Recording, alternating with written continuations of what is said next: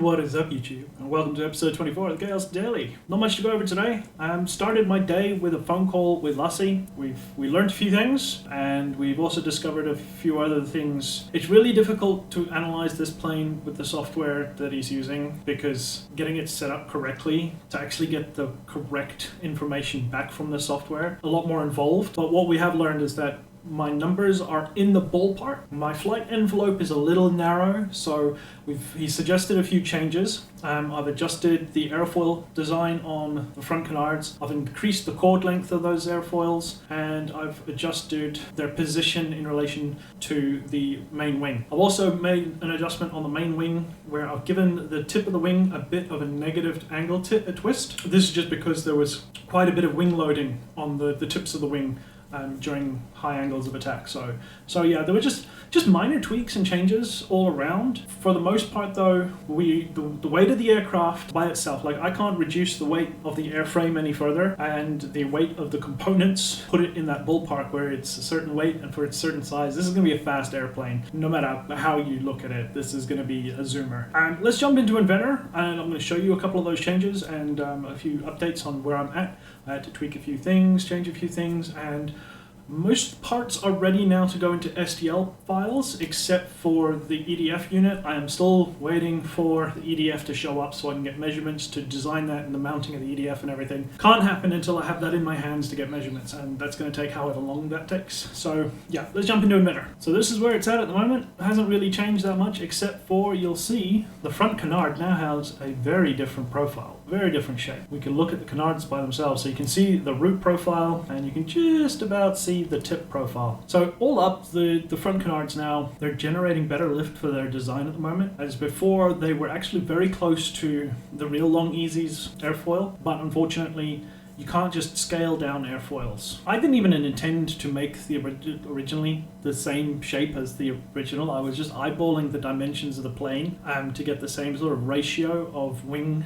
to canard surface. But as for the airfoils, I sort of just made that up on the spot. But it's good now that he's given me some feedback on where to make some changes and adjustments so that what I had done wasn't too far off, but like I said, it had a very narrow flight envelope. And I'm just going to chuck this up here now. So this is a screenshot that he took for me. Now, it's a little bit difficult to see, but if we come in here, this range here between this blue line and this green line, that's the flight envelope for the Reynolds number for the old airfoil design that I had on the canards. And this green line and this blue line and that purple line, they're really hard to see, I'm sorry, but this is the best screenshot he could send me at the time. I'm going to ask him for some more screenshots on that when he does some more numbers on the new edition. So this is what would be better. This is with that more of a curved airfoil shape. So this is what I've gone with, which hopefully has pushed the flight envelope, as the inside between these lines, has pushed it out a bit and increased that flight envelope, so it'll operate through a different range of speeds now, and some lower speeds, higher speeds. We won't see as much flow separation and stalling on the wing surfaces as what it was before. This is one of the biggest issues I have with using these kinds of software for working this sort of stuff out. This is supposed to be a rotating surface. If you build this as an elevator, that whole wing surface changes its angle of attack to the airflow in order to change elevation of the aircraft. Really, the design of the airfoil you choose has to have a pretty neutral airfoil to be able to go negative and positive angle of attack to the airstream. So really, saying this is the better airfoil when the way that it has to operate is different, whether you're having it as fixed or as you're using it as an elevator, is very difficult to say. We're going to test this out now and see how this goes. Also, like I said, changed the angle of attack on the tip here. So I've created a twist along the whole wing, just sort of tips forward a little bit. And that just helps any of that wing loading that we were seeing around the tip. But all in all, it's looking very promising and it's getting much closer. Now, if we jump into the assembly, these are some of the other changes I've made. We now have a functioning elevon. How cool is that? Now you'll be using a really short servo arm so you can get the maximum torque out of the servo, because you don't actually need to push this rod very far. And if you just see there, like the servo is using pretty much all of its throw that it would be using, and you're getting quite a bit of movement on that elevon. So this thing's it's going to be very responsive, especially for the size of this control surface and the size and weight of the aircraft. I think It's definitely needed, and the speeds at which this thing's going to be flying, you get 100 miles an hour plus, easy. Especially with the 6S FMS 70 Pro on there, like it's a pretty powerful motor. It's more than twice, the thrust to weight ratio is more than 2. It's got at least 2.3, 2.4 thrust to weight ratio, so yeah. This is going to be a really fun plane to fly. So yeah, not really much to go over. The work I've been doing on the plane today, making those changes, getting the airfoil changed, getting that twist, going through, fixing the internal structure because I had to widen the cord on the canards. So making those changes and then having to go through and fix the structure, and that took all day, because every time you make it, you go in, you open up with the sketch, you adjust the sketch, you click OK, and then you go do something else for 10 minutes because it's going to take 10 minutes to make the update. Because I mean, just look at this. This is the operations list on this plane.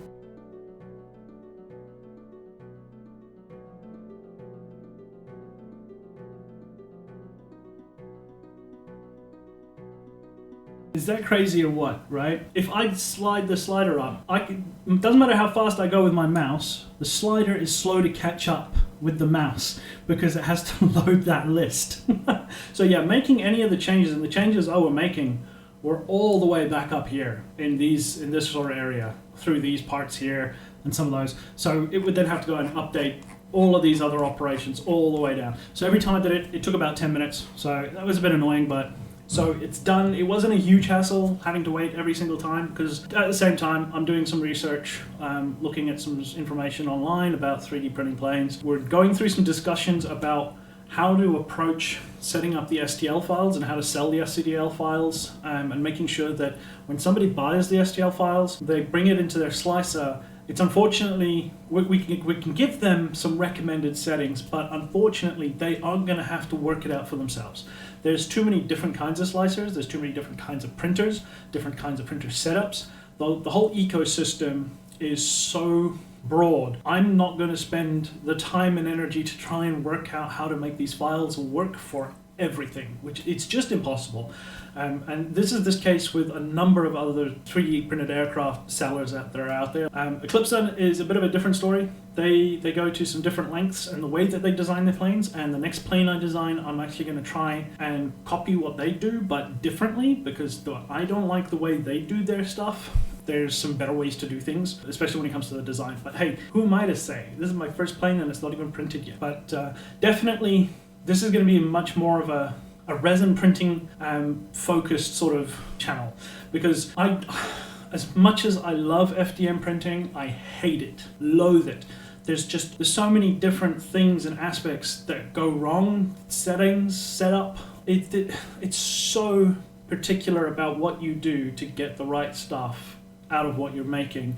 Honestly, I don't think it's worth it. Going forward, a lot of my designs and the things I make are going to be a lot more biased towards resin printing, because honestly, there's a lot less hassle. When I design a part for resin printing or design it for printing, I have to take into mind how I design the part, the shapes in it, how it's going to be printed, all of that sort of stuff, minimum wall thicknesses. And because, like I said, there's such a large ecosystem of different printers, different slicers, different settings, and all that sort of stuff that's out there, different plastics even, just a headache to design planes for that market. But there is no market for resin printing airplanes yet. But I'm going to try and push that forward. So going forward, a lot of my planes are going to be biased towards resin printing, and I'm just going to have to say, well, if you guys want to buy the STL files and 3D print these parts, I will design them so that it is possible to print them on an FDM printer. But honestly, I'm going to show you guys what you're missing. Resin printing? Oh boy, we're going to change the industry. This is going to be epic, because the headache I'm having getting this plane set up for FDM printing is non-existent. The parts that I've designed, I've already chucked them in my Cheeto box. I've already chucked them in my resin slicer to look at how they print, and it had no issue. And the supports and stuff that went on it, perfect. Like barely any problems. It was 1 or 2 parts. I'm gonna have to adjust a couple things, but in the slicer, not in the part. I can't wait for my printer to get here. This is gonna blow you guys away. Sure, the resin printers are expensive, but the pros versus the con of it being more expensive, get out of here. I don't, there's no argument. Like, it's going to blow your minds. So yeah, I've been Chaos, and as always, expect the unexpected, and I will see you guys next time. And a special thank you to all my patrons that help support the channel. If you would also like to support the channel, there's a link in the description.